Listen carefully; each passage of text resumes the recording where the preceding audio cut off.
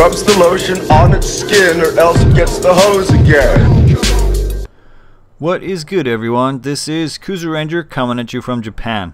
Now, today's Japan Culture Series, I'm going to be talking about what it's like to be part of the extreme minority foreign population within Japan. If you didn't already know, I've been living in Japan nearly 14 years, and I'm going to give you my inside thoughts on what it's like being an outsider. So in case you didn't already know, life in Japan as a foreigner is pretty fucking lonely. Nearly 99% of the population is purely Japanese. Now, if you take a look at the stats of the population between the US and Japan, the US has about 313 million residents, and Japan has about 127 million, which is roughly 40% the size of the American population fits in Japan, which is nearly the size of California, to put that in perspective. So think about that. What if 40% of the US population all lived in the state of California and nowhere else? That's what it's like living in Japan, folks. It's fucking crowded. There's no space. Everyone is everywhere, up in your face. So it does kind of suck. So if you think about that again, 99% of the population is Japanese, and even then, that 1% minority are mostly their Asian neighbors, including China and Korea, Philippines, Vietnam, etc. So, you know, in reality, I'm part of this extremely small minority within the already small minority foreign population. But you know, I'm not asking for pity. This is the path I chose, and I've learned to deal with it. The fact of the matter is, there are not many long-term Western residents in Japan, and even if there are some, the cool people I meet always tend to live too far away to meet up regularly, or they head off back home to their home country after a couple years after experiencing life here. So I've said this before, but gaming really serves an important purpose in my life. I don't just play it because I'm a geek, although I am a geek. I play it also to relieve stress from being racially different and being an outsider.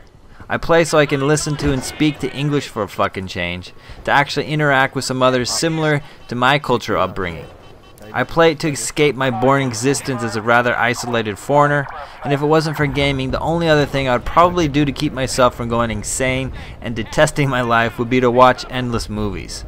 Because it's really only during these times that I feel connected with my American culture and roots. So in that sense, I feel I need gaming more than most of you normal casual gamers will ever know. Now I want to put those stats into perspective so you can really understand my situation. Pretend that the entire population of Japan was represented by a random screening of 1,000 people. 98.5%, or 985, are Japanese nationals. What's left over are 15 people out of 1,000 who are non-Japanese. 15. But wait! Among those 15 people, 11 would be Chinese, Korean, Filipino, Brazilian, Peruvian, etc. So you have a remaining 4 people out of 1,000 who come from all around the world. 4. And even among those 4, there may only be 1 or 2 who actually speak English as a first language. So there you have it. There are only 1 or 2 people out of 1,000 people in Japan who I can consider even somewhat similar to myself in terms of Western culture and native English speaking ability. I am among the most extreme minorities in the civilized world. I am the other white meat.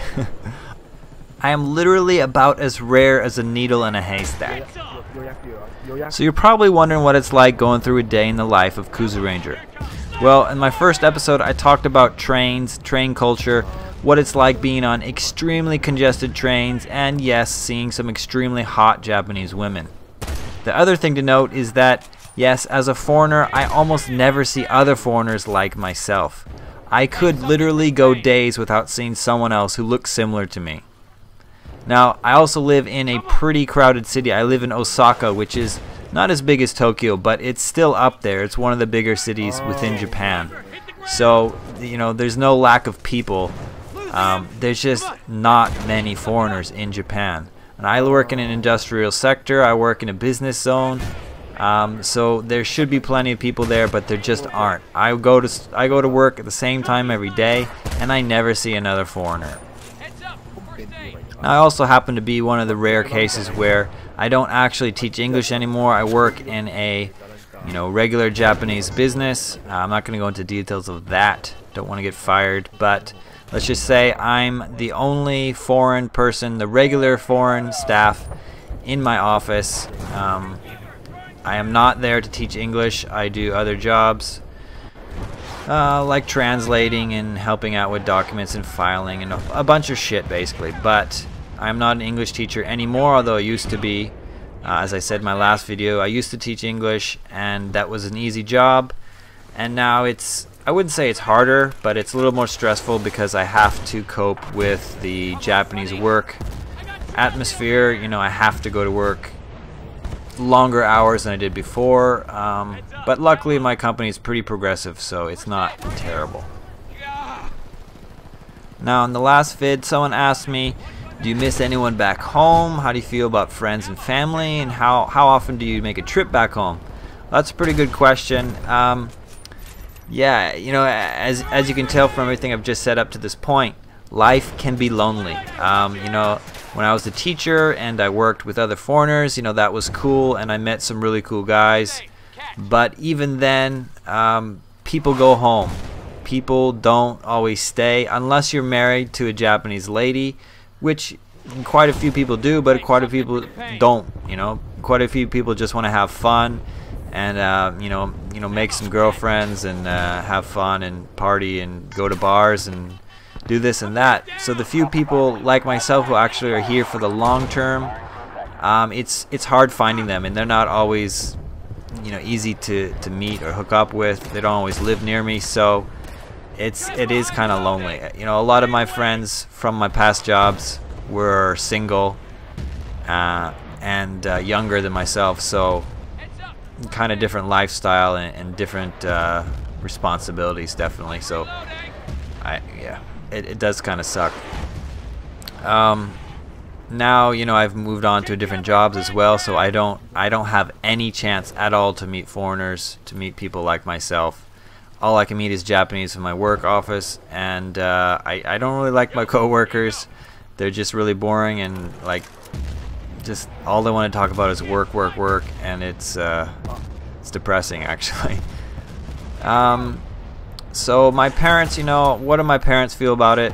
They knew that I loved Japan from a long time ago, although I wouldn't say I love it now. They knew I was interested in Japan since a very young age. I mean, honestly, since junior high, when I started taking Japanese lessons, that's an indication that I wasn't doing what everyone else was doing.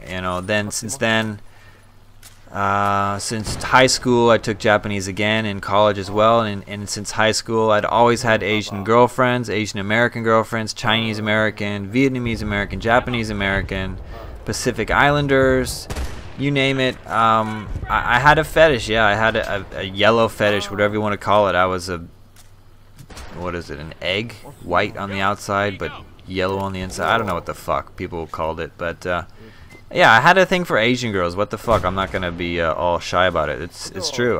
I think they're hot, and that wasn't the reason for me coming to Japan, but it was just part of everything. Just kind of fit into place. So my parents knew. Yeah, that was the point. My parents knew that I had been interested in Japan, and once I started majoring it in college, I mean, that kind of sold the deal, solidified the deal. And then coming to Japan in my last year of college just to check it out as a summer exchange program, I just loved it. I met a lot of cool people. I met a girlfriend who was Japanese, who I almost ended up marrying. And then, after I graduated college, I did come back almost to the same place, and I got a job, like I said, through the JET program.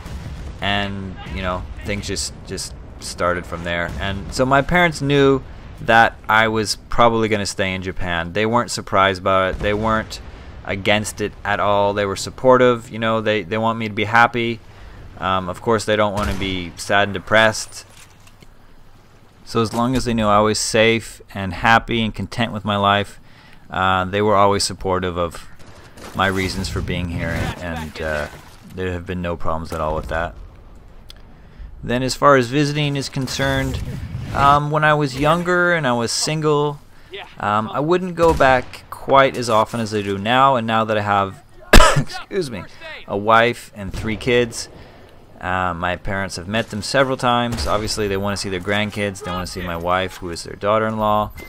So I try and see them, come back to America, to my hometown, or sometimes they come to Japan every once for a few years.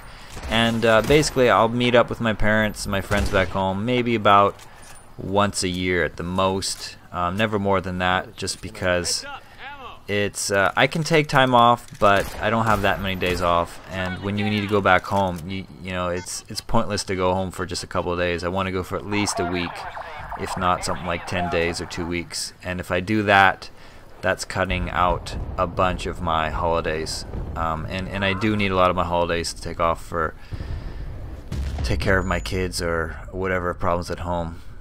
So, you know, yeah, it's lonely in Japan, but you have to deal with it. There are ways to deal with it.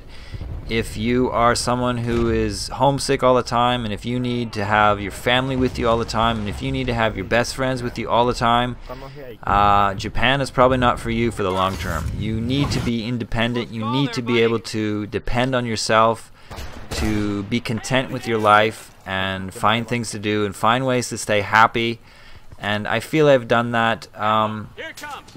It's kind of different. Yeah, it's definitely very different from life at home. It's very different, but you can get used to it. You can, you know, get by it. You can have an enjoyable life. It's up to you. It's up to how you deal with things. So I'm not going to discourage people from doing it. I mean, you have to try it for yourself and see what it's like. But yeah, please tell me what other things you want to see next episode. I will get to it. I will try and deal with it. Thanks for watching, guys. Again, this has been Kuzu Ranger. Peace.